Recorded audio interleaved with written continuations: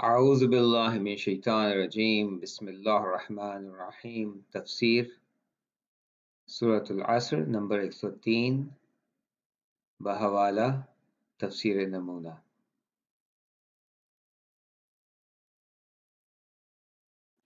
حصہ دوم، خوشبختی کا 4 نکاتی پروگرام۔ قابل توجہ بات یہ ہے کہ قرآن کے اس عظیم خسارت کے لیے ایک جامع پروگرام پیش کیا ہے جس میں 4 اصولوں پر تکیہ کیا ہوا۔ پہلی اصل، اس پروگرام میں مسئلہ ایمان ہے جو انسان کے تمام کارکردگیوں کی بنیاد ہے، کیونکہ انسان کی عملی جدوجہد اس کی فکری اعتقادی بنیادوں سے سرچشمہ حاصل کرتی ہیں اور حیوانات کے افعال کی طرح نہیں ہوتی جن کی حرکات فطری اور طبعی اسباب کی بنا پر ہوتی ہیں۔ دوسرے لفظوں میں انسان کے اعمال اس کے عقائد اور افکار کی ایک مجسم صورت ہوتے ہیں، اور اسی بنا پر خدا کے تمام انبیاء ہر چیز سے پہلے امتوں کو اعتقادی بنیادوں کی اصلاح کیا کرتے تھے، اور وہ خصوصیت کے ساتھ شریک سے جو انواع و اقسام کے رذائل، بدبختیوں اور پراگندیوں کا سرچشمہ ہے مبارزہ تھے۔ قابل توجہ بات یہ ہے کہ ایمان یہاں مطلق طور پر ذکر ہوا ہے تاکہ ایمان کے تمام پہلوؤں کو شامل کیا جائے، یعنی خدا اور اس کی صفات پر ایمان سے لے کر قیامت و حساب کتاب، جزا و سزا، کتب آسمانی، خدا کے انبیاء اور ان کے اوصیاء کے ایمان تک۔ دوسری اصل میں ایمان کے بارآور اور پرثمر درخت کے پھل اور نتیجہ کو پیش کرتے ہوئے اعمال صالح کی بات کرتا ہے۔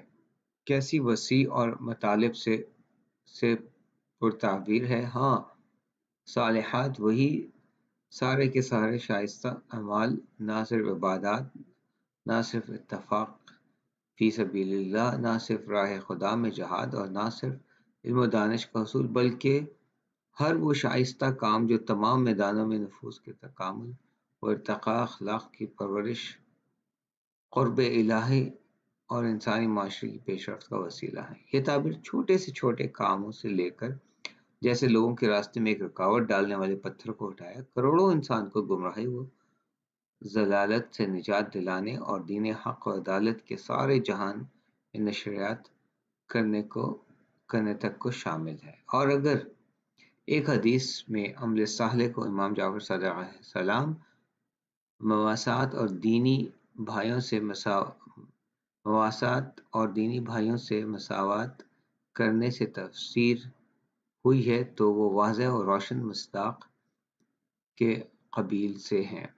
ممکن ہے بعض اوقات اعمال صالح بعض غیر مومن انسانوں سے بھی سرزد ہوں، لیکن مسلمہ طور پر وہ مضبوط و پائیدار اور وسعت رکھنے والے نہیں ہوتے، کیونکہ وہ خدائی عمیق اور گہرے اسباب سے سرچشمہ حاصل نہیں کرتے، لہٰذا ان میں جامعیت نہیں ہوتی۔ قرآن نے یہاں صالحات کو خصوصیت کے ساتھ جمع کی صورت میں بیان کیا ہے۔ ایسی جمع ہو جو الف و لام کے ساتھ ہے اور عموم کے معنی رکھتی ہے، اور یہ اس حقیقت کو بیان کر رہی ہے کہ ایمان کے بعد اس طبعی و قہری خسارے سے روکنے والا راستہ تمام اعمال صالح کو انجام دیتا ہے، اور صرف ایک یا چند اعمال صالح پر قناعت کرنا۔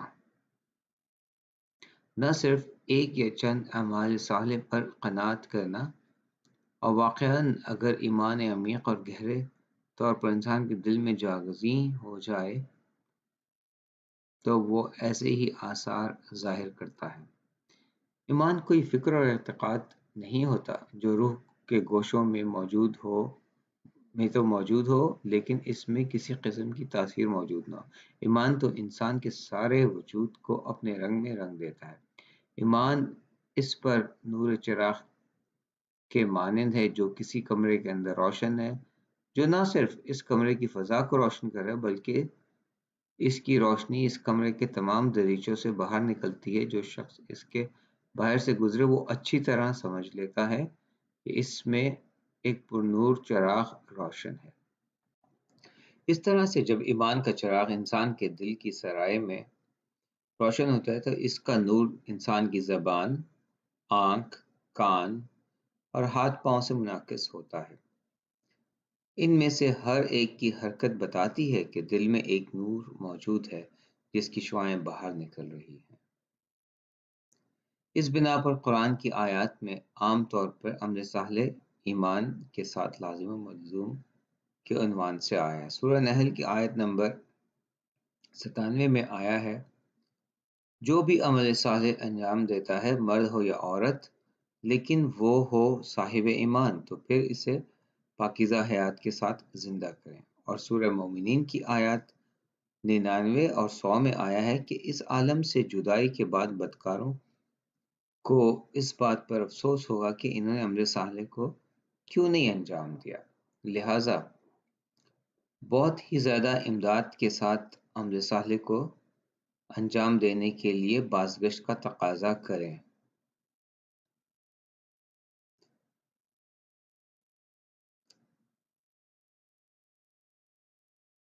قرآن میں آیا ہے کہ خدا اپنے رسولوں کو یہ حکم دیتا ہے کہ وہ پاکیزہ چیزیں کھاؤ اور عمل صالح کو بجا لاؤ۔ یا ایھا الرسل کلوا من الطیبات وعملوا صالحا، سورہ مومنون آیت نمبر 51۔ اور چونکہ ایمان اور عمل صالح سوائے اس صورت کے ہرگز جاری نہیں رہتے کہ ایک طرف تو معاشرے میں حق کی طرف دعوت اور اس کی معرفت کے لیے کام انجام کیا جائے، اور دوسری طرف اس دعوت کی انجام دہی کی راہ میں صبر و استقامت کی دعوت ہو۔ اس لیے ان دونوں اصولوں کے بعد دوسرے اصولوں کی طرف اشارہ فرماتا ہے جو حقیقت میں دو بنیادی اصولوں ایمان اور عمل صالح کے اجزاء کے ضامن ہیں۔ تیسری فصل میں تواصی بحق کے مسئلہ پر، یعنی حق کی طرف سے سب کو عمومی دعوت دینے کی طرف اشارہ کرتا ہے تاکہ سب کو حق کو باطل سے اچھی طرح پہچان لیں اور ہرگز فراموش نہ کریں اور زندگی کی راہ میں اس سے منحرف نہ ہوں۔ سورہ عصر میں تواصی کے مادہ سے ہے، جیسا کہ راغب نے مفردات میں بیان کیا ہے۔ اس معنی میں ہے کہ بعض افراد دوسرے بعض افراد کو نصیحت کریں، اور حق واقعیت یا واقعیت سے مطابقت کے معنی میں ہے۔ کتاب وجود قرآنی میں قرآن مجید میں اس لفظ کے 12 معنی اور موارد استعمال اور ذکر ہوئے، مثلاً حد، قرآن، اسلام، توحید، عدل، آشکار ہونا اور واجب ہونا وغیرہ، لیکن وہ سب ہی اسی ریشہ اور جڑ کی طرف لوٹتے ہیں جو ہم نے اوپر بیان کی ہے۔ بہرحال وتواصوا بالحق کا جملہ بہت ہی وسیع معنی رکھتا ہے، جو امر بالمعروف اور نہی عن المنکر کو بھی شامل ہے، اور جاہل کو تعلیم دینے اور اس کو ہدایت کرنے، غافل کو تنبیہ کرنے، شوق دلانے، ایمان و عمل صالح کی تبلیغ کرنے کو بھی۔ یہ بات ظاہر و واضح ہے کہ لوگ ایک دوسرے کو حق کی نصیحت کرتے ہیں، انہیں خود بھی حق کا طرفدار اور اس کا عامل ہونا چاہیے۔ چوتھی اصل میں صبر و استقامت اور اس کی نصیحت اور وصیت کرنے کا مسئلہ پیش ہوا ہے، کیونکہ معرفت اور آگاہی کے بعد ہی ہر شخص عمل کی راہ میں ہر قدم پر مواقع سے روبرو ہوتا ہے۔ اگر استقامت اور صبر نہ ہو تو وہ ہرگز احقاق حق نہیں کر سکتا اور کوئی عمل صالح انجام نہیں دے سکتا یا اپنے ایمان کی حفاظت نہیں کر سکتا۔ ہاں، احقاق حق اور اجراء حق اور معاشرہ میں حق کی ادائیگی ایک عمر فعالیت اور پختہ عزم استقامت یعنی موانع کے مقابلے میں ڈٹ جانے کے سوا ممکن نہیں ہے۔ صبر بھی یہاں ایک وسیع معنی رکھتا ہے جو اطاعت پر صبر کرنے کو بھی شامل ہے۔ گناہ پر